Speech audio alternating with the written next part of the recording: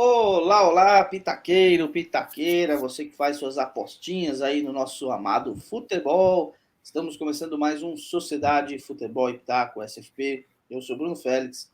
Antes de mais nada, curta, compartilhe, comente, nos siga no Instagram e nos ajude a continuar crescendo, nos ajude para que a gente fique aqui. Vem aqui todo dia falar com você e dar dicas sobre as apostas aí no mundo do futebol.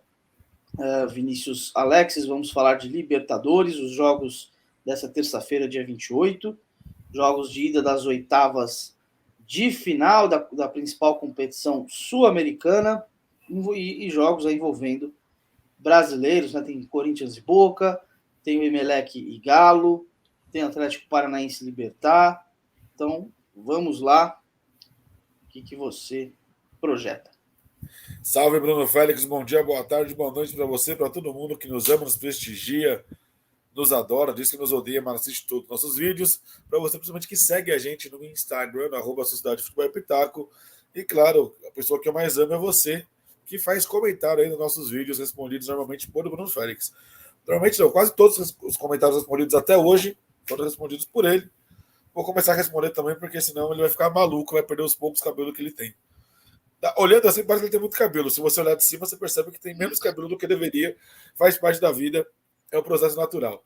Bom, dito isso, vamos falar de Copa Libertadores, jogos da terça-feira, brasileiros em ação, Bruno Félix, com o Galo jogando fora, com o Atlético Paranaense jogando em casa, com o Corinthians jogando em casa contra o Boca Juniors, foram rivais na primeira fase da competição. Está aí a nossa tela compartilhada já. Então pode falar aí da nossa escalação, da nossa linha de pensamento. Bom, Libertadores, como nós sempre falamos, você tem alguns jogos aí de difícil prognóstico, sobretudo nessa fase de mata-mata. Corinthians e Boca, deve ser um jogo mais nervoso. Nós temos visto isso nos dois jogos da fase de grupos. Esses times têm se tratado como rivalidade. As imprensas dos dois países têm colocado esse jogo como um jogo entre rivais, com uma certa rivalidade no continente. Isso, obviamente, desde ali depois de 2012, aí 2013, naquela eliminação polêmica. Meio que Corinthians e Boca acabou ganhando esse ar de um jogo um pouco maior.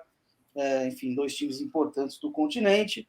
O Atlético Paranaense em casa costuma se impor, é favorito contra o Libertad, tem mais time, é um time mais estável também com o Felipão. O Galo ainda é melhor que o Emelec, mas óbvio, tem um jogo, jogar lá em Guayaquil não é muito simples, calor danado, estádio acanhado, né? Já foi mais acanhado, agora eles reformaram, tá mais moderno. Eu conheci esse estádio, o George Capwell, fui em dois jogos lá, mas no antigo ainda, né? Que tinha uma parte ali mais de arquibancada mais antiga. Mas é um estádio que lotado, né? Ele é um estádio que esquenta o jogo. Então, assim, aqui não vamos tentar tanto fechar defesas, vamos tentar de olho no que são os jogos e no que os respectivos jogadores desses jogos costumam e têm feito, né? Costumam fazer e têm feito, tentar acertar aí jogador por jogador que pode pontuar bem. Então, o Cássio no gol deve ter trabalho, tem correspondido bem também, o Felipão como treinador. Basicamente, estamos apostando aí no Felipão como treinador, exatamente pelos vendo os três jogos, né? O Atlético em casa é mais favorito, o Atlético Paranaense. Então, Kelvin, o Atlético Paranaense que tem dois bons laterais, então vamos de Kelvin, Pedro Henrique e Nicolas Hernandes, aí laterais e zagueiros do Atlético Paranaense, com o Arana do Galo. No meio, linha de quatro com o Terans, do Atlético Paranaense, um dos principais jogadores do Furacão, o João Rojas, do Emelec, Nátio Fernandes e o William, que é um jogador muito liso, vai para cima, pode sofrer suas faltas também, pode, enfim, finalizar, dar assistência, e na frente o Pablo, que em casa costuma meter seus golzinhos aí pelo Atlético, e o Hulk, que é um jogador, apesar do Atlético jogar fora de casa, um jogador bastante carimbado. E aí o Roger Guedes, Juliano e o Nathan Silva do Atlético Paranaense, né? De Corinthians e Atlético Paranaense, no banco de reservas. Vamos para o próximo. Uma variação agora no 5-3-2. É isso? Então vamos no 5-3-2. Aqui talvez, já imaginando às vezes um jogo com SG para Corinthians e Atlético Paranaense, que são essas possibilidades existem, não? Então Cássio no gol, Felipão, e aí na linha de defesa, Fagner e Abner Vinícius, laterais de Corinthians e Furacão. A linha de 3 na zaga aí com o Pedro Henrique, o Nicolas Hernandes do Atlético Paranaense e o Raul Gustavo do Corinthians, o William, João Rojas e o Davi Terans, então Corinthians, Emelec, Atlético Paranaense, e na frente Roger Guedes e Pablo. Então aqui fazendo uma aposta aí no Roger Guedes chutando bastante, de repente fazendo algum golzinho, e o Pablo também. Então aqui mais de olho nesses jogos de Corinthians Atlético Paranaense. Esse jogo do Galo também é um jogo de difícil prognóstico. Aí no banco, Nathan Silva, Guilherme Arana, Juliano e Hulk. Então, 3 jogadores de Atlético, 1 de Corinthians. A nossa última variação é um 3-4-3. Aí um pouco mais mesclado. Esse totalmente mais mesclado. Imaginando, de repente, aí times sem SG, ou quem sabe pelo menos quem ainda possa pontuar bem, como o Carlos Esquerdos, que é bom jogador do Boca Juniors, mas aqui já é mais tentando pegar jogador por jogador. Esse está bem mesclado, é mais ousado. Cássio no gol, Felipão, a linha de 3 na zaga com o Raul Gustavo do Corinthians, o Pedro Henrique do Atlético Paranaense e o Esquerdos do Boca. No meio, também, bem variado, com o Nath Fernandes do Corinthians, do Atlético Mineiro, o William do Corinthians, o Rojas do Emelec e o Terans do Atlético Paranaense. E na frente, o Pablo do Atlético Paranaense, o Hulk do Atlético Mineiro e o cabeça atacante do Emelec, com Juliano, Roger Guedes e Nathan Silva no banco de reservas.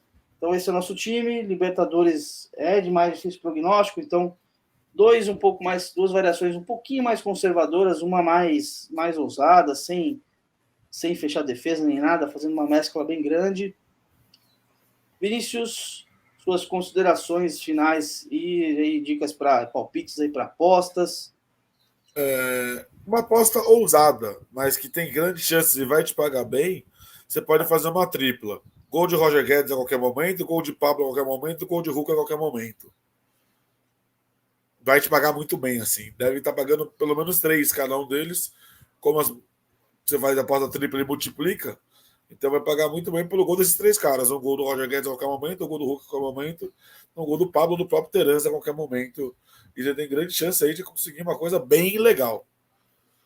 Fora isso, acho que o Atlético Paranaense ganha em casa, acho que o Corinthians ganha em casa e são jogos para poucos gols, 1-0 ou 2-1 no máximo.